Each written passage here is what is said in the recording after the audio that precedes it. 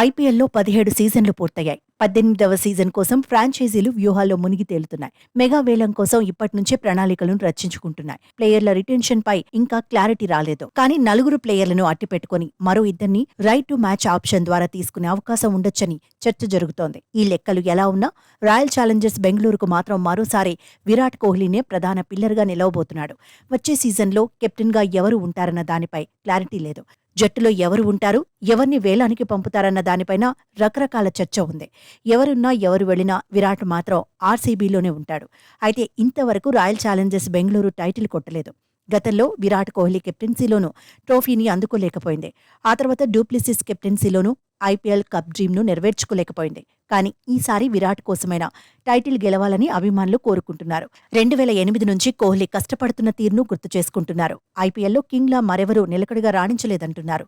అభిమానుల ఆనందం పెంచడం కోసమైనా కోహ్లీ ఖాతాలో ఐపీఎల్ టైటిల్ చేరాలంటున్నారు. అయితే గెలుపోటములతో సంబంధం లేకుండా రాయల్ ఛాలెంజర్స్ బెంగళూరు అభిమానులు మాత్రం జట్టుతోనే ట్రావెల్ అవుతున్నారు.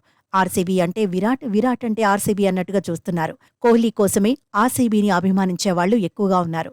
ఇదే సమయంలో ఒక్క టైటిల్ గెలవకపోయినా బెంగళూరు బ్రాండ్ ఇమేజ్ కూడా మరో లెవెల్లో ఉంది. ఇదంతా కోహ్లీ వల్లే అనడంలో ఎలాంటి డౌటు లేదనేది ఎక్స్పర్ట్స్ మాట.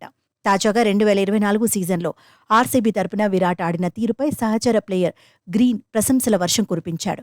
గత సీజన్కు ముందే ఆర్సీబీలో గ్రీన్ చేరాడు. సీజన్లో పరిస్థితులకు తగినట్టుగా కోహ్లీ ఆడిన తీరు సూపర్ అని ఆసీస్ ప్లేయర్ తన మనసులోని మాటలు చెప్పాడు. మ్యాచ్లు సాగిన కొద్దీ గేర్లు మార్చేశాడన్నాడు.